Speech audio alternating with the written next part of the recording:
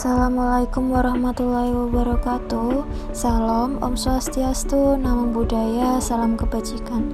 Kepada yang terhormat, selaku dosen pengampu mata kuliah kepemimpinan Bapak Muhammad Hanafi dan Dr. Ramil, terima kasih atas kesempatan yang diberikan kepada saya.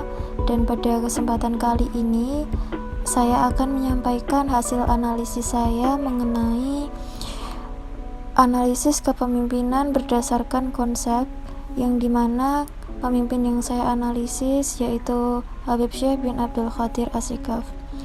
Saya Eriska Khairunisa Oki Febriana dengan NIM 20811334164 dari kelas ADPB 20 Gunung Kidul, izin menyampaikan hasil analisis saya.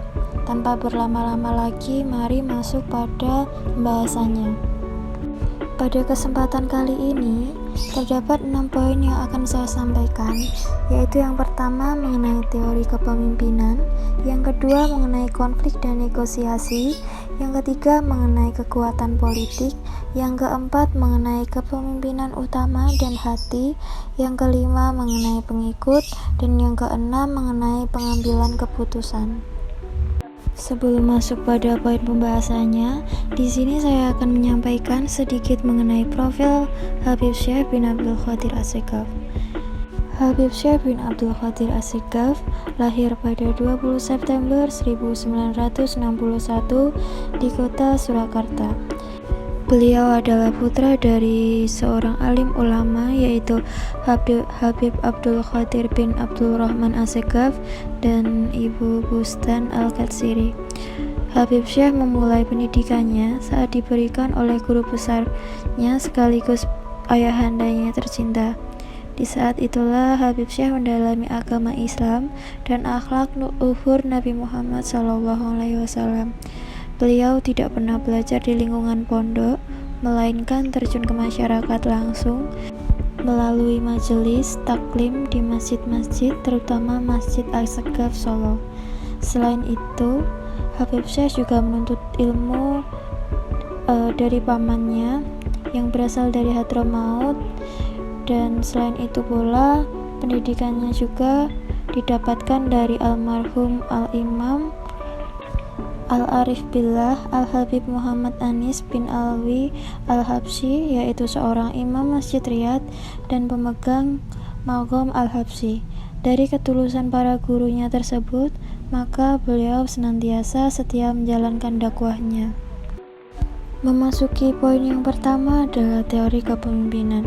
Seorang pemimpin adalah seseorang yang diciptakan atau dilahirkan. Teori yang sesuai dengan beliau adalah teori Friedman. Friedman teori adalah teori yang mengatakan bahwa pemimpin besar hanya dilahirkan dengan karismatik internal yang diperlukan seperti karisma, kepercayaan diri, kecerdasan, dan keterampilan sosial yang membuat mereka menjadi pemimpin sejak lahir. Hal tersebut cocok dengan beliau karena memang latar belakang keluarga beliau yang notabene alim ulama dan sangat mengikuti ajaran Nabi Muhammad SAW. Sehingga karisma beliau sudah terpancar. Kepercayaan diri yang dimiliki beliau pun juga sangat tinggi karena sudah memiliki bekal untuk menjadi seorang ulama. Kecerdasan yang dimiliki beliau pun juga tidak dapat diragukan lagi. Terbukti dengan meskipun beliau tidak mengenyam pendidikan di pondok, namun dengan cukup mengikuti majelis-majelis, berguru dengan ayahandanya dan paman-pamannya yang berasal dari Hadramaut, beliau mampu menguasai dan menerapkan ilmu-ilmu yang diajarkan atas izin Allah Subhanahu wa Ta'ala. Teori-teori ini sering menggambarkan para pemimpin besar sebagai heroik, mitis, dan ditakdirkan untuk naik ke pemimpinan bila diperlukan. Istilah Friedman digunakan karena pada saat itu kepemimpinan dianggap hal yang paling utama dari kualitas seorang laki-laki, terutama dalam hal kepemimpinan ulama. Hal tersebut selaras dengan beliau karena seorang ulama diidentikan dengan seorang laki-laki. Selain itu, beliau juga memiliki tipe kepemimpinan karismatik. Pemimpin tipe karismatik ialah pemimpin yang memiliki daya pikat yang sangat besar Karena itu, ia memperoleh banyak pengikut yang mau mengerjakan apa saja yang disuruh. Kepemimpinan yang karismatik diartikan sebagai kemampuan menggerakkan orang lain dengan mendayagunakan keistimewaan atau kelebihan dalam sifat atau aspek kepribadian yang dimiliki pemimpin, sehingga menimbulkan rasa menghormati, segan, dan kepatuhan. Kepemimpinan karismatik didasarkan pada kualitas luar biasa yang dimiliki oleh seseorang sebagai pribadi. Pengertian ini sangat teoritis, karena untuk mengidentifikasikan daya tarik pribadi yang melekat pada diri seseorang harus menggunakan asumsi bahwa kemampuan dan kualitas kepribadian yang dimiliki merupakan anugerah dari Allah SWT. Pada awalnya, dakwah beliau sering mendapatkan hinaan sebagai seorang pengganggu hingga Habib jadi-jadian. Namun, karena beliau sangat sabar dan tidak pernah marah ataupun tampak tersinggung atas hinaan yang diterimanya, beliau hanya menebar senyum saja. Saat ini mendengar istilah salawat, maka akan teringat nama Habib Syekh bin Abdul Qadir As-Segaf. Beliau selalu beristiqomah melakukan syiar cinta Rasul yang dimulai dari kota Solo. Habib Syekh bin Abdul Qadir As-Segaf hingga saat ini memang terkenal sebagai pelantun salawat simtuturor dan syair-syair qasidah.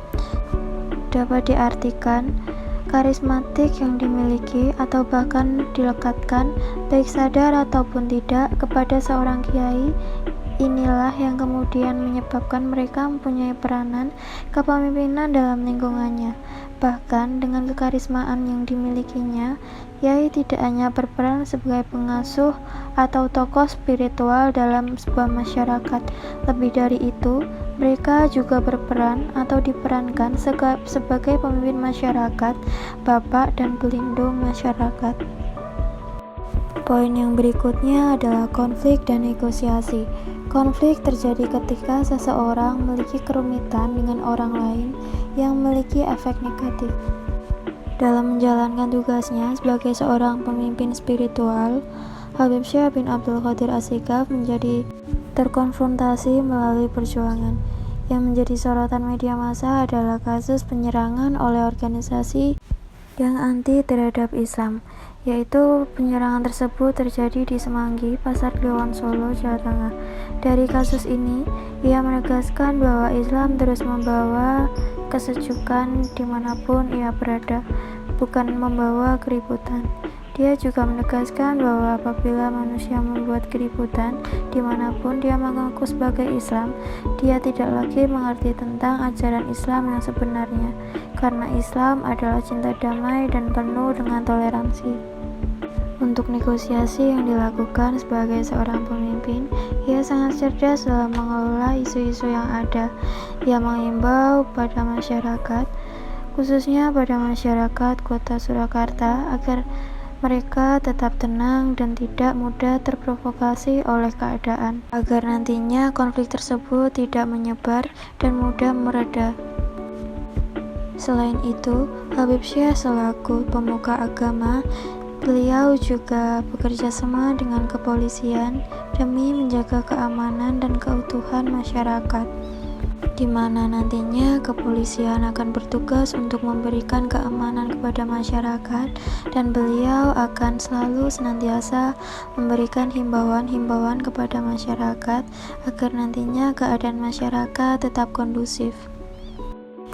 Habib Syekh bin Abdul Qadir As-Segaf merupakan salah satu tokoh agama yang cukup mapan, karena dalam melaksanakan taur sholawat yang dilakukannya, dia mendapatkan penghasilan, yang dimana sebagian besar penghasilannya akan dialokasikan untuk kegiatan pesantren, anak yatim, dan untuk kegiatan-kegiatan amal lainnya.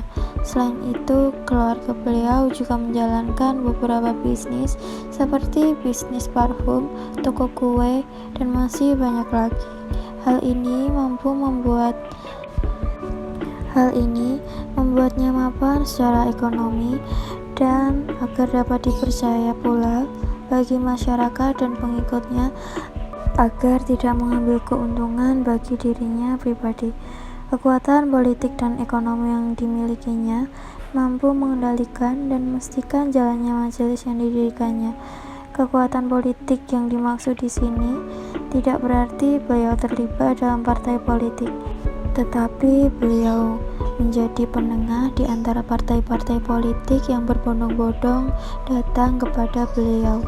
Habib Syekh bin Abdul Qadir As-Segaf tidak serta-merta masuk dalam partai politik karena beliau adalah seorang pemuka agama dan tentunya menjadi panutan bagi masyarakat, sehingga beliau pun bersifat netral dalam rangka menciptakan perdamaian. Untuk menjadi pemimpin yang baik, maka haruslah memiliki pikiran dan kecerdasan mental yang baik pula. Kemampuan pemimpin yang dimiliki dengan bantuan Habib Syekh bin Abdul Qadir As-Segaf juga tidak terlepas dari baiknya psikologi yang tepat juga. Seorang pemimpin sebelum dia bisa memahami orang lain, maka haruslah dapat mengenali dirinya sendiri.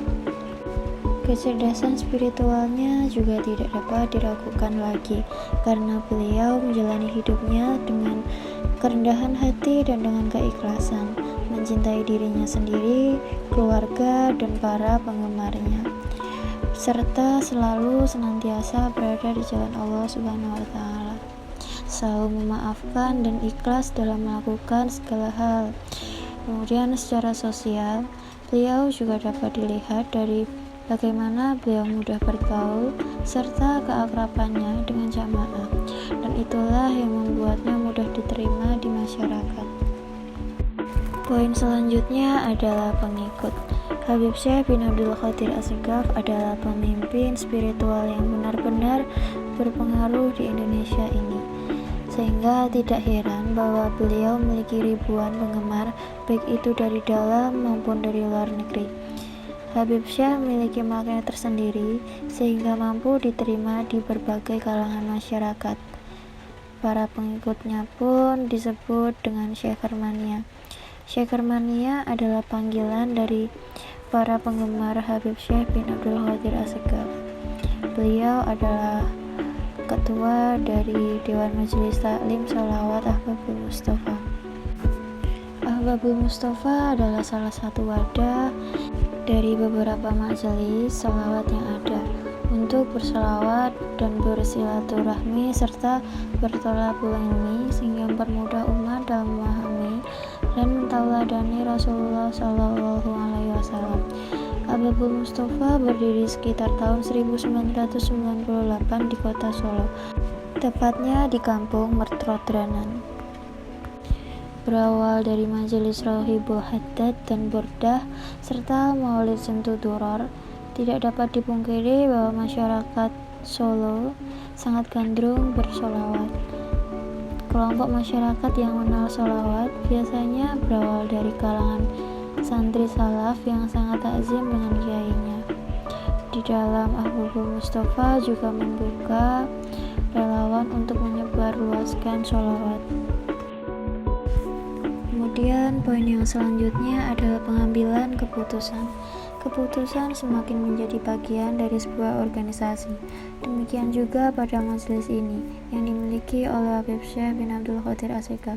Setiap kegiatan yang dilakukan di majelis dilakukan terlebih dahulu negosiasi, kemudian untuk menghasilkan sebuah kesepakatan, serta pengambilan keputusan untuk sholawatur, penentuan jadwal rutinan yang dilakukan di Bustanul Asyikin, dan keputusan untuk memberhentikan sementara jadwal rutinan di gedung Bustanul Asyikin karena pandemi COVID ini yang dilakukan oleh pemerintah. Semua keputusan yang diambil pertama kali dipikirkan terlebih dahulu oleh beliau, kemudian dibicarakan dengan seluruh anggota majelis. Demikian tadi pemaparan mengenai pemimpin, yaitu Habib Syekh bin Abdul Qadir As-Segaf yang dapat saya sampaikan. Atas kurang dan lebihnya mohon maaf. Apabila ada pertanyaan dapat ditanyakan melalui email yang tertera. Sekian dan terima kasih. Wassalamualaikum warahmatullahi wabarakatuh.